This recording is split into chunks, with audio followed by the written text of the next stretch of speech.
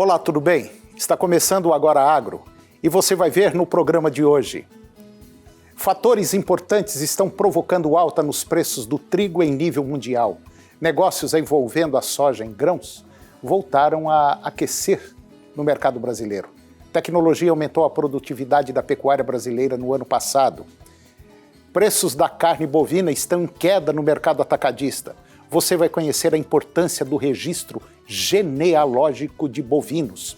E vamos falar sobre os reservatórios das hidrelétricas brasileiras. O Agora Agro já está no ar.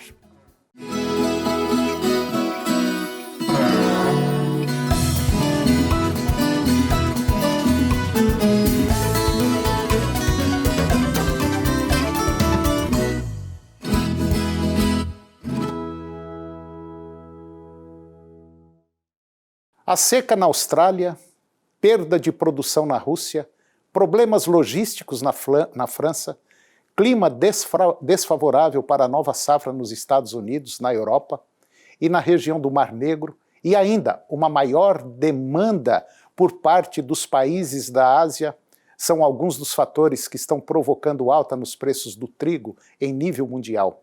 Lá na Argentina, por exemplo, que é o principal fornecedor de trigo para o Brasil, foi a mais favorável pelo forte aumento da demanda na exportação, pela competitividade do mercado internacional e pela rápida comercialização interna desta safra por parte do produtor local. Já foi comercializada 75% da safra recém-colhida de 18 milhões e 500 mil toneladas, restando assim um volume disponível mínimo que poderá ir para exportação. Esse cenário ele gerou uma forte elevação nos preços do trigo argentino, da ordem de 26% nos últimos 60 dias, passando de $190 por tonelada FOB para $240 por tonelada FOB. O significado da sigla FOB está relacionado com o pagamento de frete no transporte marítimo de mercadorias. A sigla FOB significa Free on Board. Em português pode ser traduzida livre a bordo. Neste tipo de frete, o comprador assume todos os riscos e custos com o transporte da mercadoria. O trigo nacional, por sua vez, ele vem acompanhando essa evolução dos preços internacionais, principalmente pela forte quebra de produção de 33% no Paraná, por problemas climáticos de seca e geadas. Os preços do trigo no Paraná avançaram de R$ 850 para R$ 1.000 a tonelada, um aumento de 18%. Já no Rio Grande do Sul passaram de R$ 700 para R$ 900, 28% de aumento, isso em algumas semanas. Um outro fator importante é a grande desvalorização do real frente ao dólar, que saltou de R$ 4,00 no início de novembro de 2019 para os atuais R$ 4,18, 4,5% a mais. Pressão também de oferta em grandes mercados, como São Paulo e Minas Gerais, que já tiveram toda a safra nacional comercializada. E este período turbulento vai se estender, no mínimo, até a entrada da próxima safra, em início de setembro, se tudo correr bem.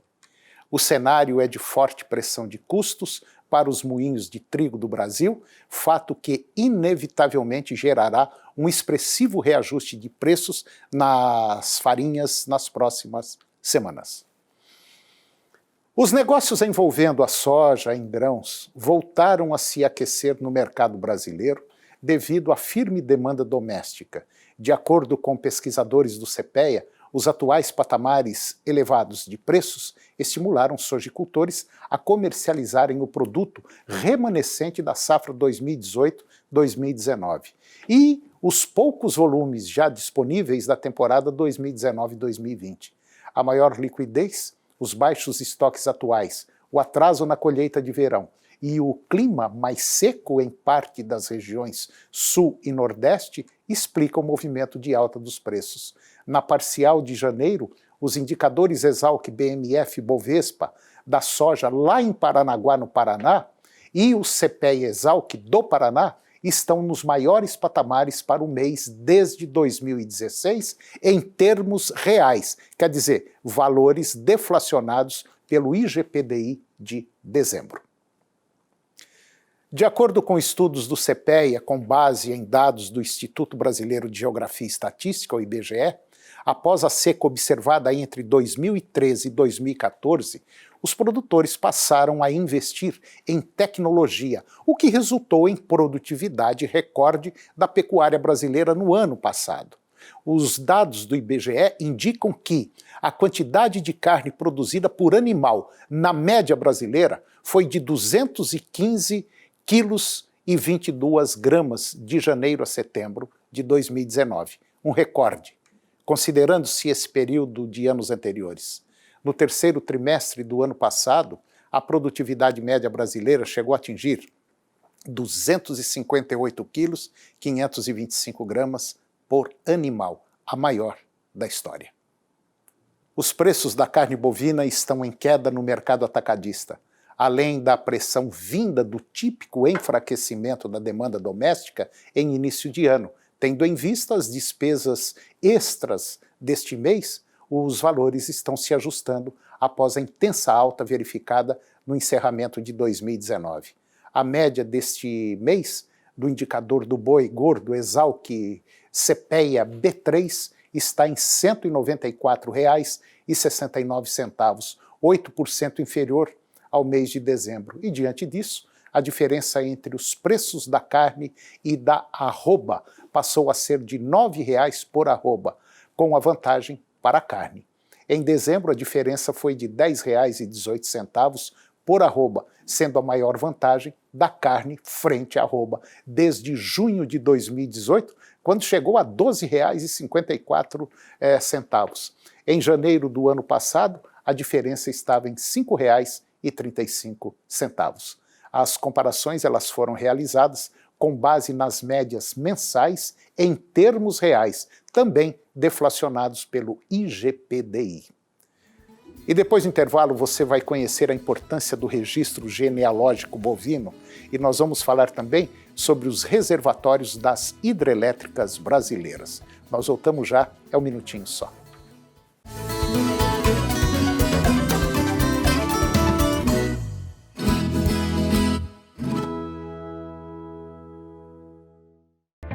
No portal Pai Eterno, você tem acesso ao conteúdo oficial do Santuário Basílica de Trindade. Confira notícias sobre a devoção ao Divino Pai Eterno, acenda uma vela da fé e muito mais. Acesse paieterno.com e faça parte desta família de amor.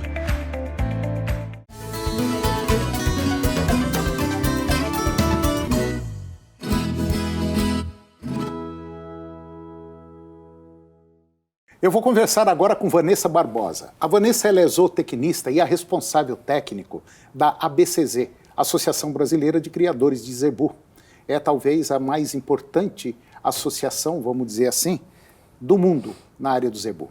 E nós vamos falar sobre um tema importante, nós vamos falar sobre registro genealógico. Vanessa Barbosa, muito obrigado mais uma vez pela sua presença aqui no nosso programa para falar de um tema importante, um tema que muito pouca gente conhece, que é o registro genealógico. Obrigado. Boa tarde. Boa tarde. Vanessa, é o seguinte, é muito comum ainda, principalmente na pecuária de corte, e talvez até também na pecuária de leite, o dono da fazenda olhar uma boiada e gostar de um animal lá no meio. E falar, eu vou comprar aquele boi lá para botar nas minhas vacas. E põe junto com as vacas. Ele vai lá, ele compra e põe. Compra até às vezes meio barato, preço de gancho, talvez um pouquinho mais. Aí começa a nascer os bichinhos. Aí não é aquilo que ele imaginou. Quer dizer, ele comprou um animal que não tem pedigree, que não tem linhagem, que não tem apuramento racial. É mais ou menos assim? É, Toninho, exatamente. Isso é muito comum ainda, infelizmente, acontecer. Nas boiadas aí que vão morrer, a gente chama de cabeceira de boiada, tira-se um animal, um macho, e usa-se como reprodutor nas fazendas que produzem leite, que produzem bezerro, né? é muito comum e realmente esses animais eles não têm uma consistência genética, não têm uma procedência sanitária, então a produção fica muito aquém do que a gente poderia realmente produzir em termos de leite e carne. Quer dizer, e aí quando você vai comprar um animal, por exemplo, que tem um registro genealógico, mais ou menos como esse daqui, isso daqui nada mais é do que a identidade de um animal que você está comprando, aí você comprou aquele touro, aquele boi por uns 2, 3 mil reais, você vai pagar nesse aqui na faixa de 10, 15, talvez até um pouco mais. Só que os filhos desse animal que tem registro vão ser muito diferentes daqueles filhos do animal que não tem registro ou do boi de boiada.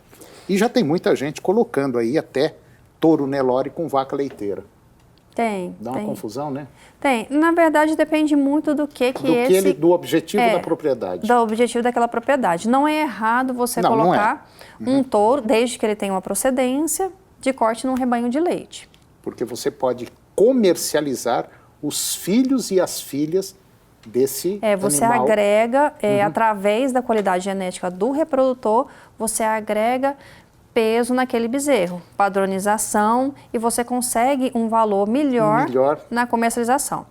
Então você tem a renda do leite e a renda através da comercialização do bezerro. E aí, no caso seria a comercialização de machos e fêmeas, né? Aí tem que vender tudo. Exato. Porque tem gente cruzando Nelore com vaca leiteira e quando aquela nasce uma fêmea e ele espera aquela fêmea crescer e vai tirar leite dela?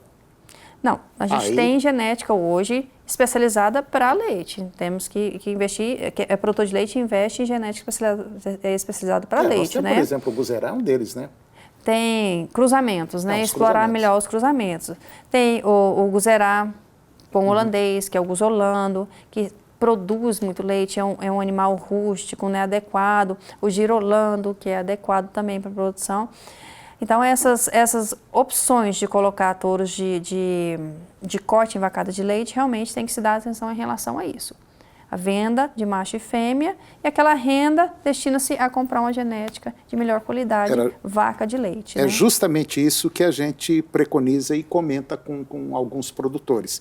Agora, tem muita gente colocando animal de corte junto com a vaca leiteira e querendo tirar leite da filha desse cruzamento. Aí a coisa não vai dar certo. Aí você fala, meu rebanho está ruim de leite, e vai continuar péssimo.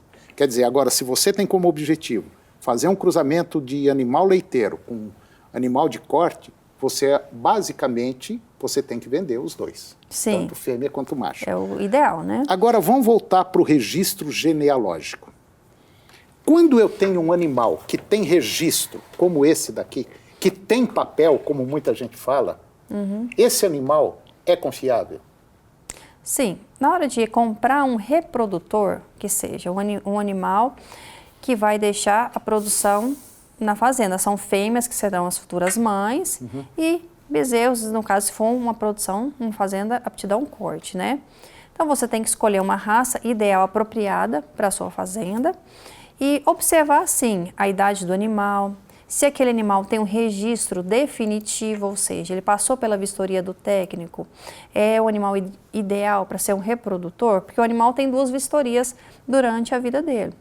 Seria o registro genealógico de nascimento e seria o registro definitivo. Às vezes ele tem o documento, mas ele só foi vistoriado uma vez apenas.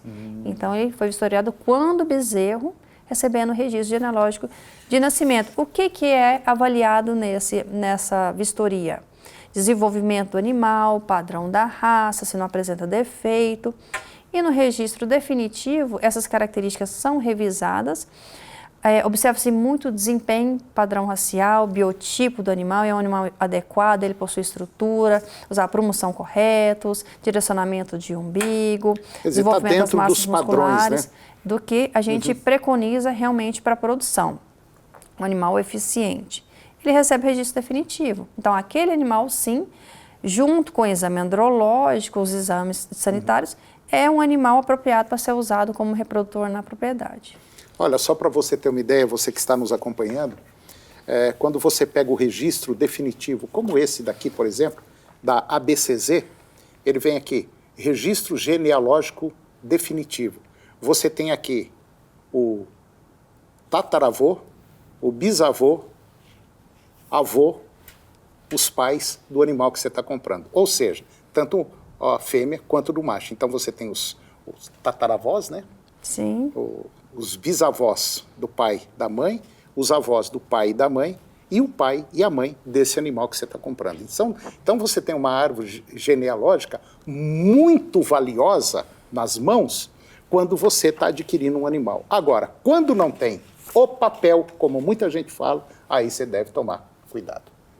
Cuidado, hoje né? nós temos no estado, por exemplo, no estado de Goiás, em vários estados, muitas propriedades que produzem animais PO, animais registrados. Então é fácil, em qualquer região, o produtor procurar e adquirir um animal, já que tenha pelo menos o mínimo de informação, né, de pedigree, de genealogia, para que ele inicie um trabalho de qualidade na fazenda.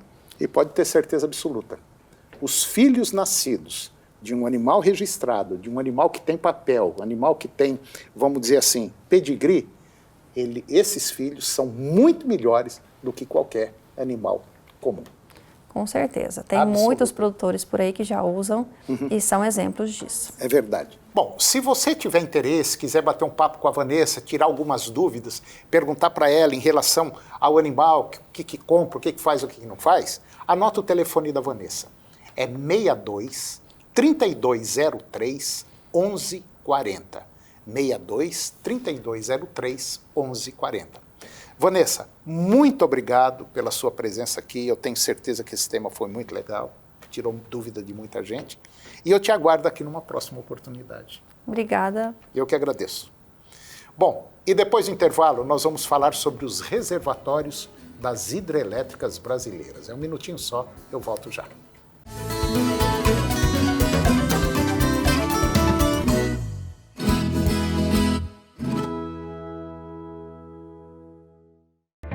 No portal Pai Eterno, você tem acesso ao conteúdo oficial do Santuário Basílica de Trindade. Confira notícias sobre a devoção ao Divino Pai Eterno, acenda uma vela da fé e muito mais. Acesse paieterno.com e faça parte desta família de amor.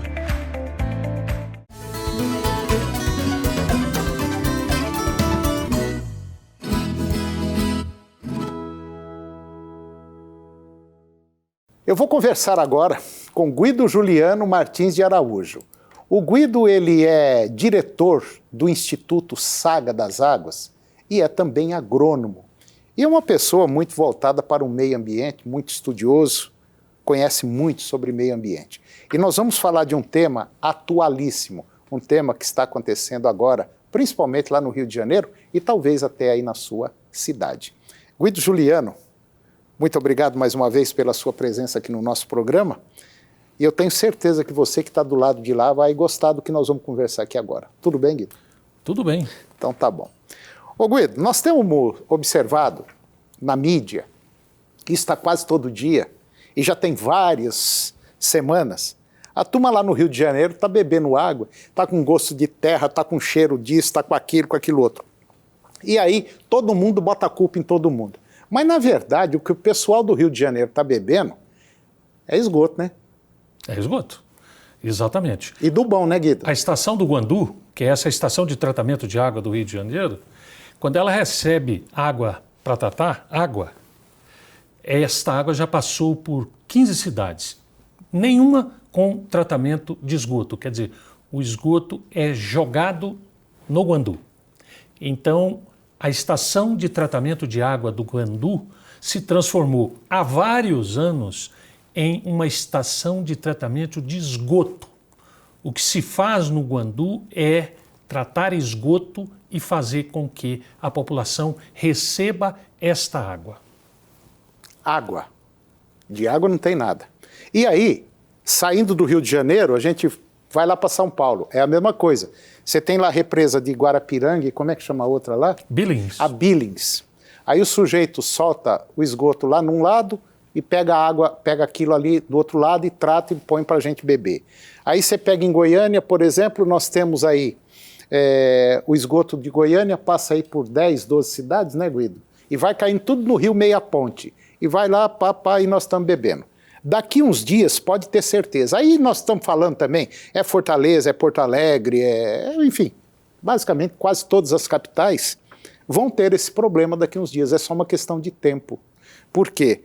Porque, de maneira geral, politicamente falando, ninguém está preocupado em mexer em esgoto, mexer em tratamento de água. O negócio é ganhar a eleição e daqui 4 anos a gente vai ver como é que fica, se eu me candidato de novo ou não. E, por enquanto, você continua aí bebendo o seu esgoto.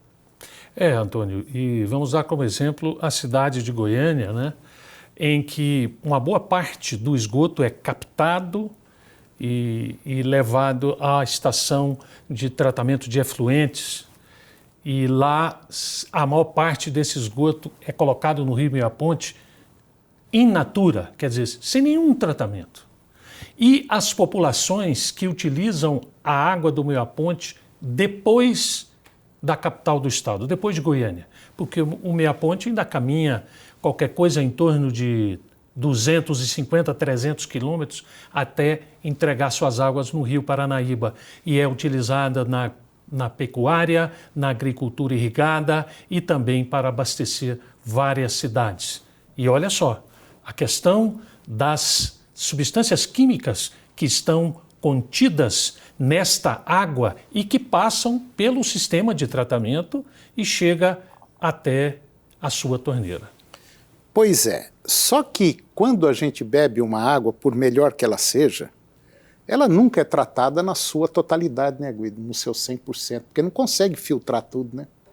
Porque não é só o esgoto doméstico, né, que cai lá. Tem o posto de gasolina que troca o óleo do carro, tem a gasolina que cai no chão e vai tudo misturando. Tem aquele óleo de cozinha que o boteco lá, ao invés de armazenar, jogar fora, não, ele joga dentro da pia e vai para dentro do rio também. Enfim, é um monte de coisa que vai, é só nojeira que vai para dentro do rio, né? E outra coisa, fica mais fácil para a empresa que trata a água colocar mais substâncias para neutralizar, principalmente os patógenos, as bactérias. Só que o excesso disso, no caso o cloro, o excesso de cloro na água que está na sua torneira, ele é tóxico e até cancerígeno. Mas eles fazem isso porque é uma maneira menos custosa do que realmente trabalhar no curso do rio, nas nascentes e monitorar todas essas substâncias químicas. Agora, imagina, Antônio, a quantidade de medicamentos humanos que as pessoas ingerem e é eliminada. Essas substâncias químicas são eliminadas pela urina e pelas fezes e retornam para os corpos hídricos e nós vamos beber essas substâncias todas.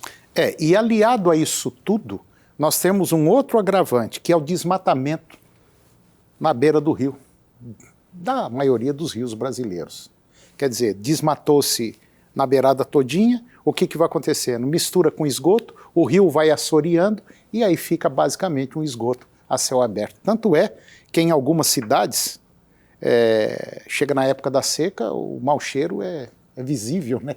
Ou é sentível. Quando você chega aí, às vezes até 1 quilômetro longe de um rio, você sente o mau cheiro de esgoto, né, Guido? E essa é uma preocupação muito grande, porque o cheiro, não só o cheiro do esgoto doméstico, mas todos os resíduos vindos das atividades pecuárias, na criação de porcos, de aves, de tudo. Na atividade leiteira, no confinamento, tudo isso acaba indo para os rios e também com uma carga química. Quer dizer, muitos medicamentos são usados para essas atividades e o ser humano cada vez mais doente.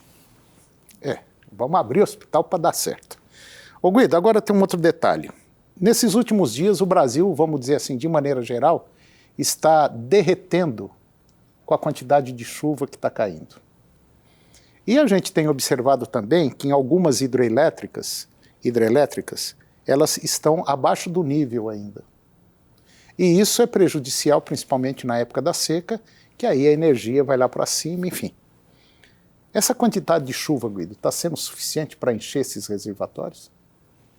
Antônio, o problema é que essas chuvas não estão sendo colocadas no Brasil inteiro, elas estão localizadas. No caso agora, que está acontecendo aí semanas atrás, dias atrás, e vai continuar mais alguns dias à frente, Belo Horizonte, uma parte de Minas Gerais, o Espírito Santo, Rio de Janeiro, é um fenômeno climático, porque nesse período chuvoso agora, nessa estação chuvosa, nós não temos nem El Ninho, nem Laninha.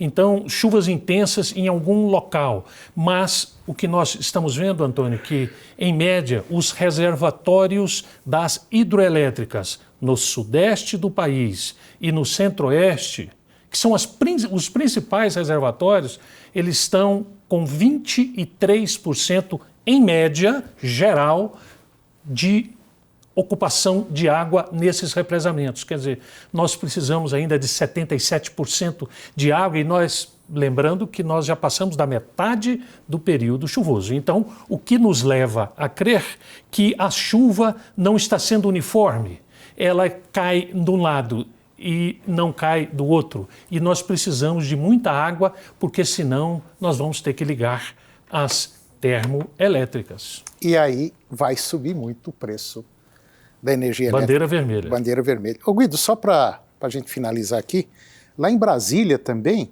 a água ela vem do Paranoá, né? Se não me falha a memória, parece que a água... O Lago Paranoá abastece muito pouco. Ele vem de longe de Brasília, numa região chamada Águas Emendadas, né? Sim.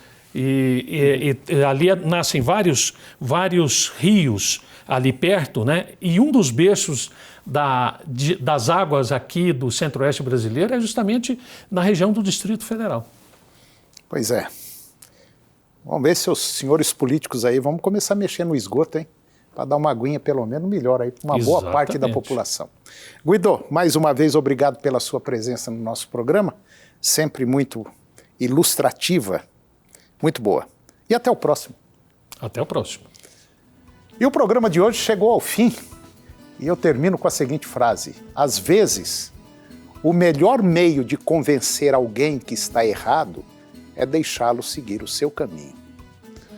Muito obrigado, um grande abraço, que Deus nos abençoe e até o próximo programa.